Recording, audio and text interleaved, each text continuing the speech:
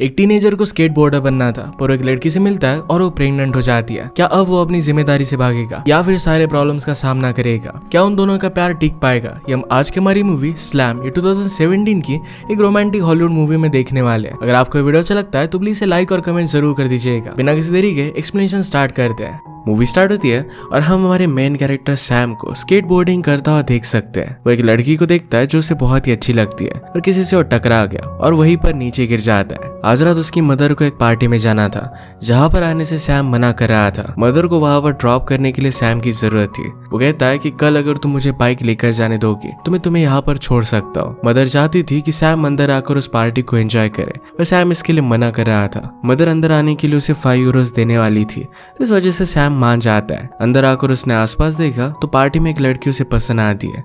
हमारी और एक मेन कैरेक्टर है और इसका नाम है एलिस। वो जाकर एलिस के पास बैठ जाता है और स्माइल कर रहा था। एलिस कहती कि क्या मैं तुम्हें फनी लगती हूँ? सैम कहता है कि बहुत सारी चीजें फनी होती है, ऐसी एक चीज मुझे याद आ गई। एलिस कहती कि अब तुम यहाँ पर मुझे पटाने की कोशिश कर रहे हो तो पॉसिबल होने नहीं वाला। वो बहुत ही बोर हो चुकी थी। सैम कहता है कि अगर तुम इतनी बोर हो तो यहाँ पर क्यों हो? एलिस कहती कि घर मेरा ही है, मेरे पेरेंट्स की पार्टी है। उसने फिर कहा कि मेरे रूम में चलते हैं। उसे स्केटबोर्डिंग की वीडियो दिखा दिया। सैम कहता है कि ये तो मेरा पैशन है।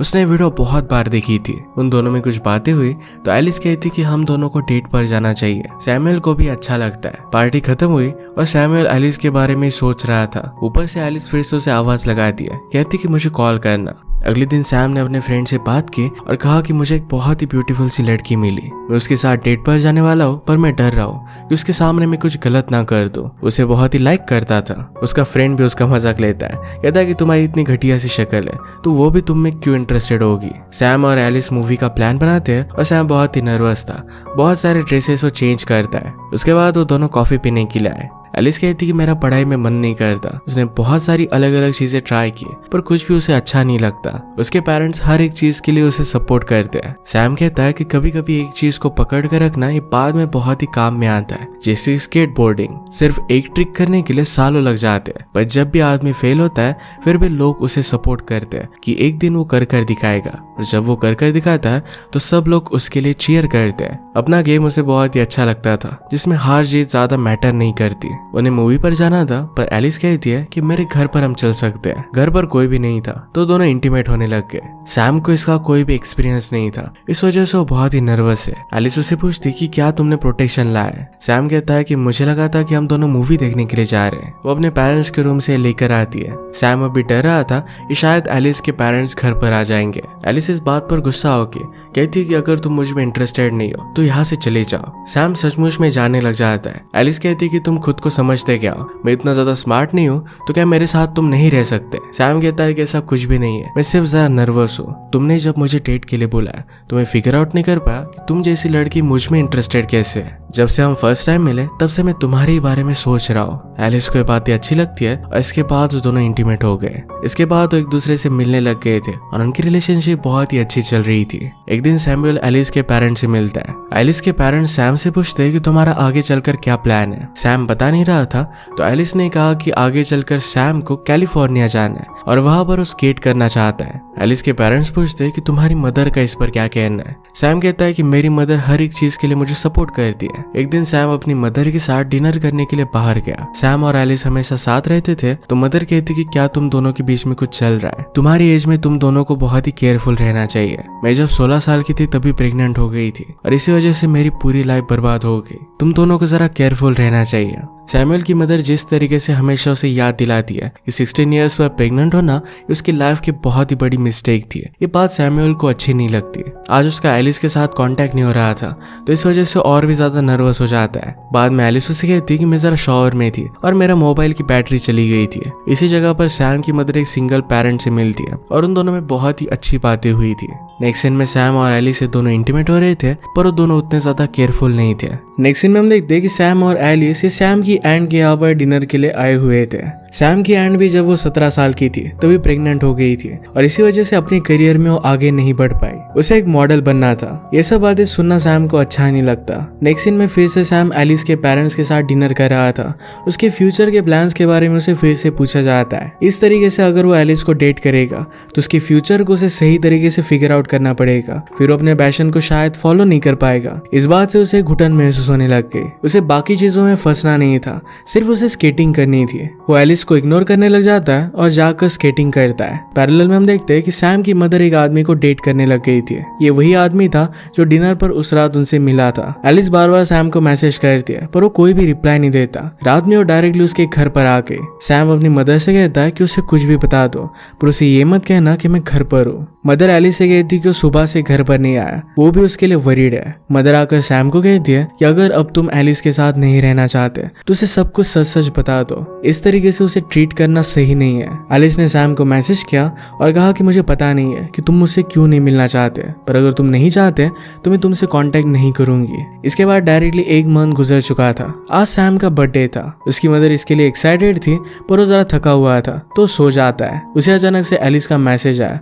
एक लोकेशन पर 11 बजे उसे मिलने के लिए बुला दिया और ये बात बहुत ही अर्जेंट थी। सैम रेडी होकर गया तो एलिस उसे कहती कि मेरा पीरियड आया नहीं है, इसका मतलब है कि शायद वो प्रेग्नेंट है। सैम कहता है कि क्या तुमने कुछ टेस्ट वगैरह किए? एलिस कहती कि मैं डर रही थी, उसे सपोर्ट की जरूरत थी। वो डिसाइड करते हैं कि दोनों साथ में जाकर कल टेस्ट लेने वाले हैं। घर जाकर सैम अपने फैमिली के साथ टाइम स्पेंड करता है। उसका एक स्केट बोर्डिंग का आइडल था और हमेशा उसके ही बुक्स वो पढ़ा करता था। उस बुक में जब उसे फर्स्ट बेबी हुआ तो वो 24 इयर्स का था। सैम ने रियलाइज किया कि उसके पास कोई भी करियर नहीं है और अपने बेबी के लिए प्रोवाइड नहीं कर सकता। अपने आइडियल की एडवाइस अब उसे कुछ भी काम नहीं आएगी। रात में सोकर जब वो उठता है तो उसने एक टाइम जब मारा था। उसका बेबी हो चुका है और आधी रात में वो रो रहा था। वाइलिस के साथ सोया हुआ था। बेबी को अटेंड करने का अब उसका टर्न था तो उसे बेबी को शांत करना पड़ता है। सुबह उठकर उसने देखा तो एलिस की फैमिली के साथ वो रह रहा है। अपने स्कूल को उसने कंटिन्यू किया था। वो घर पर वापस आया तो ओफो से मिलने के लिए उसकी मदर आई हुई थी। वो जब उठती है तो हम देखते हैं कि वो भी प्रेग्नेंट है। ये सब बातें उसके लिए बहुत ही शॉकिंग थी।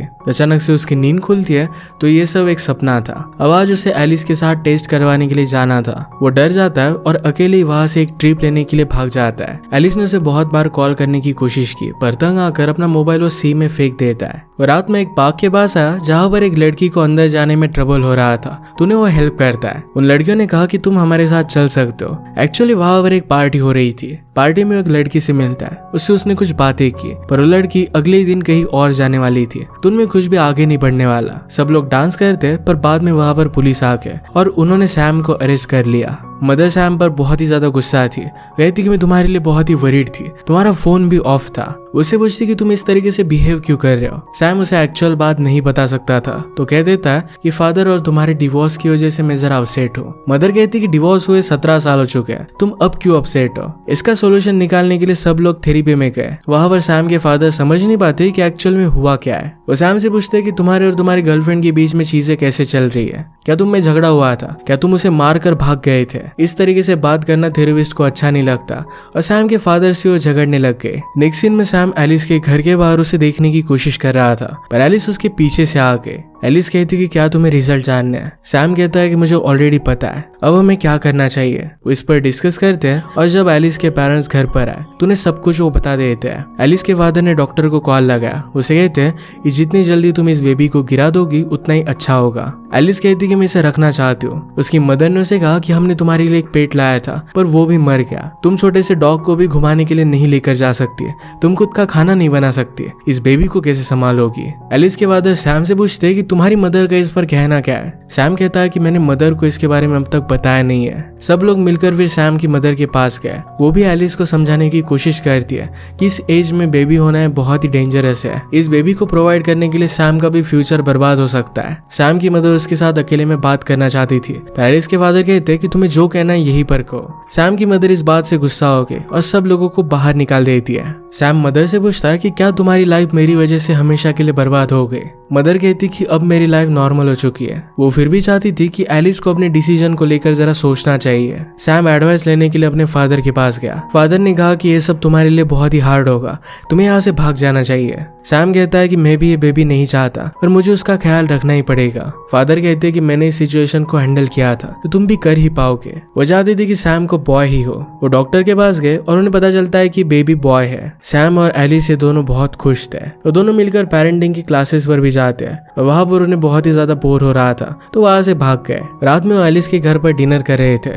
एलिस के फादर ने पूछा कि जब बेबी हो जाएगा तो सैम कहाँ पर रहने वाला है। एलिस कहती कि हम सब लोग साथ में ही रहेंगे। इस बात को लेकर अपने पेरेंट्स के साथ उसका झगड़ा होने लग गया। सैम की मदर उसके साथ अकेले में बात करती है और कहती कि तुम्हें घर पर ही रहना चाहिए, जब तुम्हारा मन हो तब तुम एलिस के पास आ सकते हो। सैम कहता है कि जो एलिस को ठीक लगे वही होना चाहिए, क्योंकि उस पर मैं पूरी बेबी की जिम्मेदारी नहीं डाल सकता। उसकी मदर ये बात समझ सकती थी। एक रात जब वो फिर से सोने के लिए गया तो फिर से टाइम जब मारता है। इस बार जब वो सुबह उठा तो अपने घर पर था। उसने एक बेबी गर्ल को देखा, पर ये उसकी सिस्टर थी। आजकल वो यूनिवर्सिटी में पढ़ रहा था। उसे एलिस का कॉल आता है और वो कहती कि ओफो को आज वैक्सीनेशन के लिए लेकर जाना है। एलिस के पास वापस आने के बाद उसे किस करने की कोशिश करता है, पर उसे किस नहीं करने देती, क्योंकि उन दोनों में अब वैसी रिलेशनशिप नहीं थी। उसका बेटा अब जरा बड़ा हो चुका था। उसे देखकर वो बहुत ही सरप्राइज था। ओफो को वैक्सीनेशन लेने के लिए लेकर गया, पर उसे ओफो का रियल नेम पता नहीं था। उसके सरनेम को लेकर भी वो कंफ्यूज हो जाता है। तो हॉस्पिटल की लेडी कहती है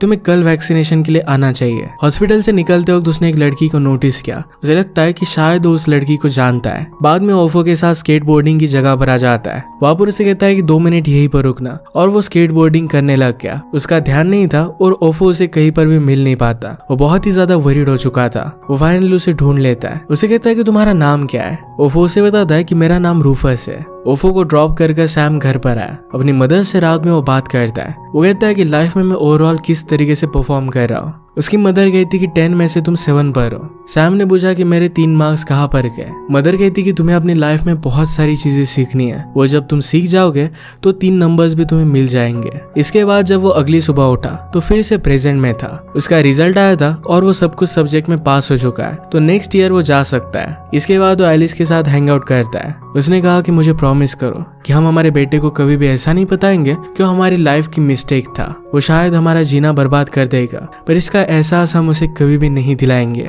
एलिस भी इस बात के लिए हाँ कहती है। सैम अपनी यूनिवर्सिटी के एग्जाम में था, तभी अचानक से उसे कॉल आता है और एलिस लेबर में थी। ये बात उसकी प्रोफेसर ने भी सुनी थी और वो कहती कि जल्दी से वहां पर चले जाओ। एलिस और सैम दोनों बहुत डरे हुए थे। एलिस उसे गाना लगाने के लिए कहती है। इसके बाद डिलीवरी सक्सेसफुल हुई। एलिस ने सैम से पूछा कि इस गाने का सिंगर कौन है। वो सिंगर देखता है तो सिंगर का नाम था रूफस। इसी वजह से अपने बेटे का नाम उन्होंने रूफस रखा था। उसने सबसे कहा कि हम इसे प्यार से ओफो बुलाएंगे।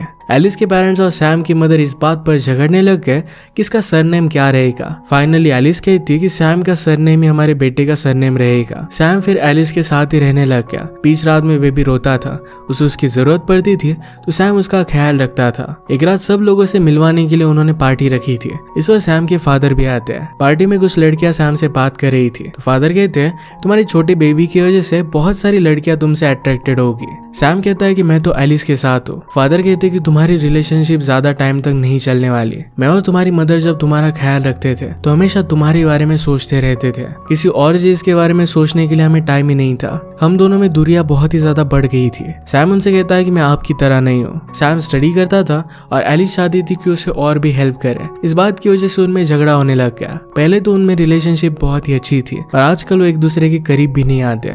एक रात वो एलिस के करीब आने लग गया, पर एलिस का स्वेटर धुला हुआ नहीं था तो उसे कहता है कि इससे बास आ रही है। इस बात से उसे बहुत बुरा लगता है। एक दिन सैम की जरा तबीयत खराब हो रही थी तो एलिस कहती है कि इससे बेबी को इन्फेक्शन हो सकता है, तो इस वजह से थोड़े दिन के लिए अपने घर जाकर रह सकता है। सैम को इस तरीके से वापस आया देख उसकी मदर जरा वरीड हो गई थी। वो कहती कि क्या तुम हमेशा के लिए वापस आ गए हो?